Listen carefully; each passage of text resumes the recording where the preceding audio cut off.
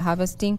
There are those who have said it is too expensive to pay for the county washroom facilities that are strewn across the county level, so they just opt to help themselves where they can. Your responses in that as you continue sampling some of those that you're getting on social media platforms. Okay, thank you, Regina.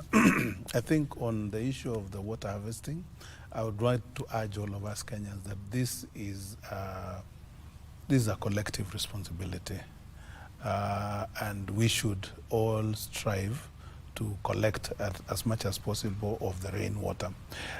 For government, what we've done is that we are currently exploring ways to create a fund which we'll be using to harvest the rainwater that we see, floods that normally flood most of our lowlands. And we are making breakthrough, and hopefully within a very short while we will be announcing a big breakthrough. Maybe you can take this opportunity to tell us what you're looking at in terms of how much this particular project is going to cost us. In the range of? First of all, maybe let me give you the perspective of the need. Okay. We did what we are calling National Water and Sanitation Investment Plan. This is a plan because we wanted to see how much will it take us to achieve 100% coverage, every Kenyan getting water and also sanitation. That plan estimated the cost of investment to 100 billion.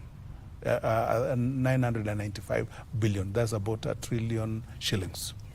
Now, when you look at the allocation under government, I think by that time we'll only manage about 30%.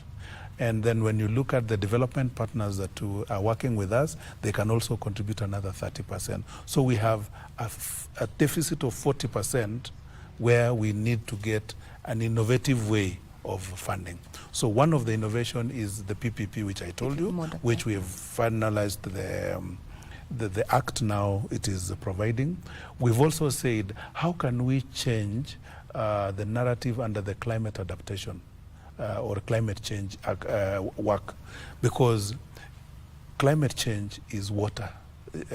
Climate change crisis is actually water crisis, because of climate change, we have long periods of droughts, yes. And when the rains come, we have floods. So how then can we convert the development money that is available under the climate change agenda, to help us in tapping that and storing that water? Mm-hmm. So we have what we are calling it climate change adaptation financing plan for water harvest in Kenya. And that one, we have initially said for the next 5 years, we want just to target 100 billion, which would help us to harvest the water that is flowing by flood. Then going into the future, we're also looking at innovating some of the other regulatory work to be able to create a fund that is able to help us in the to do the water harvesting. So water harvesting is a heavy investment need, and we are now innovating on how we can raise the money to be able to do that. Mm-hmm. I think the other thing, and I could suspect these were residents of Nairobi. Yes, Nairobi, it seems that they're having a challenge. They've actually gone further to say that they only receive water twice a week. Actually, this must have been way earlier.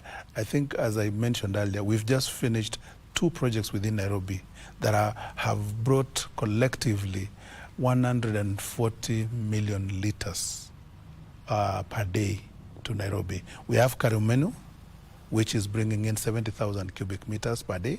And then we have Northern Collector, which is bringing 120 cubic meters per day. This is additional? Additional. Against